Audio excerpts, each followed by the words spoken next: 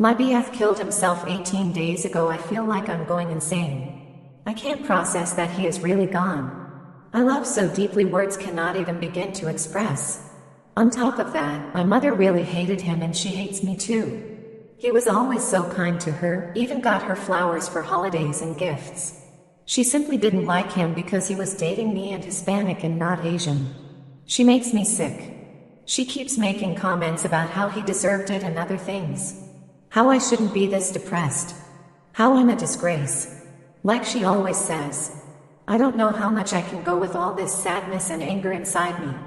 I'm 16, I can't move out. When she did kick me out, I only had my BF's house to turn to. I might ask his mother to stay with them for a while because she does love me very much. She even invited me over for their Thanksgiving because she knows I have no family here. My whole family lives in China still. It's just me, my older sister, and my mom here. I just want my boyfriend back. I want my best friend back. If he was here, everything would be okay. He makes everything okay. He was my life for 4 years and more. I don't know why I'm here. I just want to feel sane. Ida for braiding one of my students' hair without her mother consent. I am an art teacher for 14 to 15 years old students, and recently I noticed that one of my students had really messy and dirty hair. I didn't say anything, but the time passed by and it just seemed to get worse and worse. One day I saw her mother at the end of the class. For the record, my student is a black girl. She was adopted and her parents are both white. When I asked the mother about her daughter's hair, she just responded that she wasn't going to try to learn how to style them cause there is no point. I didn't respond to that and just told her that I could do it if she gave me the product. I was already doing it for another student and it didn't bother me at all. I am with, but I learned to braid hair with my stepmother because my stepsister has a lot of hair and she needed help. She said no. I had no right to touch her daughter, and if tried to, she would report me to the principal. Now last week we went on a trip to France with my students. I wasn't supposed to come, but my colleague was not feeling well, so I took her place. Because I'm French and my other colleagues don't speak a word of French, I was made responsible of most of she students during the time of the trip. At the hotel, my students, let's call her Tessa, saw me braiding her friend's hair and asked me if I could do the same with her. I remembered what her mother said, but she seemed really embarrassed, and I noticed some students making fun of her because of her hairstyle. So I did it anyway. She was really happy and told me that her mother was always straightening her hair.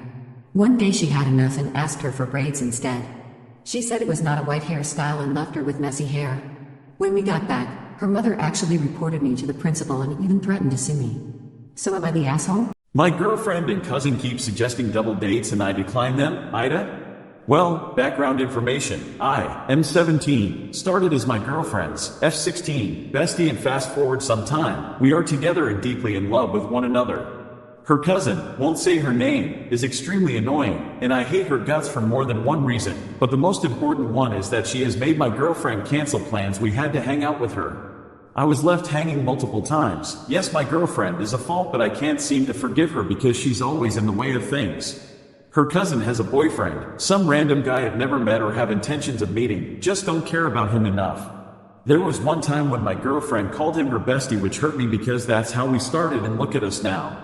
I don't hate the guy or anything, but I honestly can't seem excited at all when she asks if I would like to have a double date with her annoying ass cousin and this random dude that I don't have an interest to meet at all. Every time she brings it up, I decline, and she gets butthurt and starts giving me attitude. I want to hang out with her and only her, don't care about other people. She doesn't seem to understand that I don't want to hang out with two people that have made me feel hurt and sad at one point in our relationship.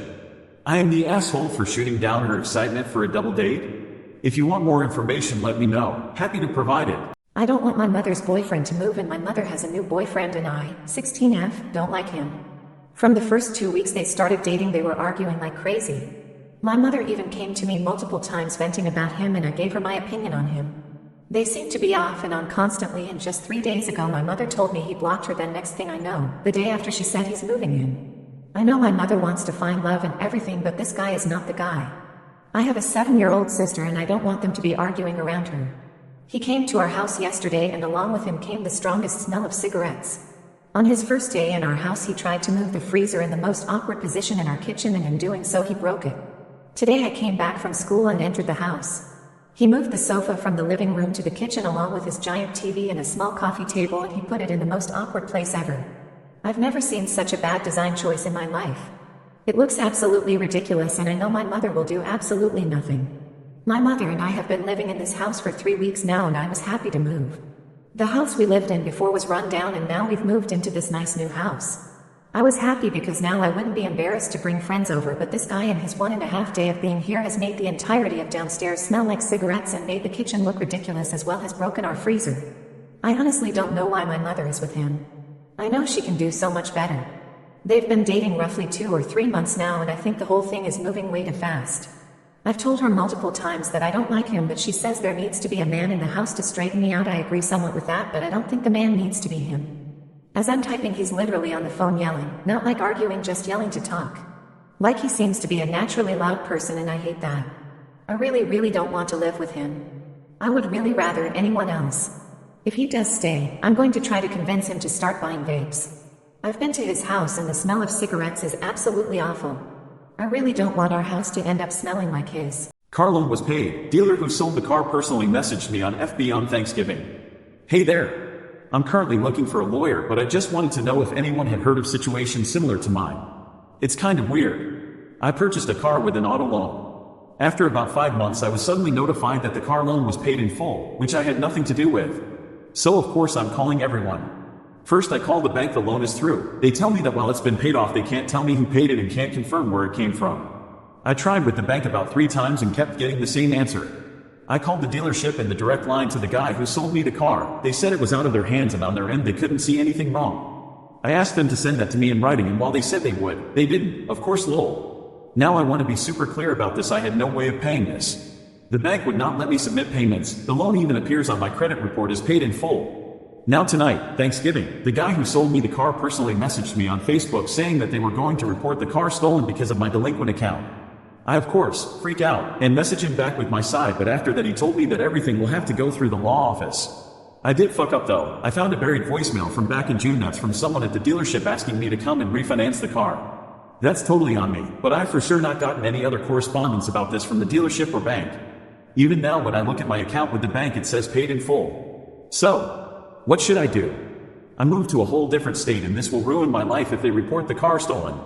I even offered to drive the car back up to the dealership, but he still said he's reporting it stolen. Sometimes I'd rather spend the holidays alone. 21F. I've always been ignored during the holidays, but as I'm getting older and my family dwindles down every year, it's making me become outright resentful. My little brother and cousin are 15 and 16. There isn't much I have in common with them to talk about. The rest of my family is 45 plus. I have no cousins, just the 16 years/0. My mom is dead, my grandma is dead, and they were the only 2 people in my life that ever made an effort to acknowledge my presence. My dad lives 3 hours away, but he was in another state on vacation, so going to his house wasn't even an option. I sat in silence all night. The only time anyone mentioned me was to make fun of how I was eating, whether it was how much or how little, how fast or how slow, what I like versus what I don't, and how I'm so picky or this or that. And then they start asking me questions about my job, which would be fine if it weren't for the fact that they were very clearly mocking me. And tend to get called sensitive, a crybaby, told to grow up, etc. when I get upset that people that are in their 40s and 50s are sitting here belittling me like they do every mother flipping day. At some point it stops feeling like a joke when you make that same stupid joke every single day. That stupid joke is making me feel so insecure and makes me hate myself, but if I say that, I'm the one in the wrong. I'm making them feel bad. I'm making them feel more depressed, because in their eyes a young person can't possibly be mentally unwell. This runs so much deeper than holiday dinners, but it just makes it worse. I'd rather them just sit back and ignore me like they always have, but I guess with less people at the table every year they had to find a new person to joke about, and I guess it had to be me. I just want to live alone and not have to worry about people analyzing how I eat, or spend my free time, or make fun of how I talk, or for some stupid reason they find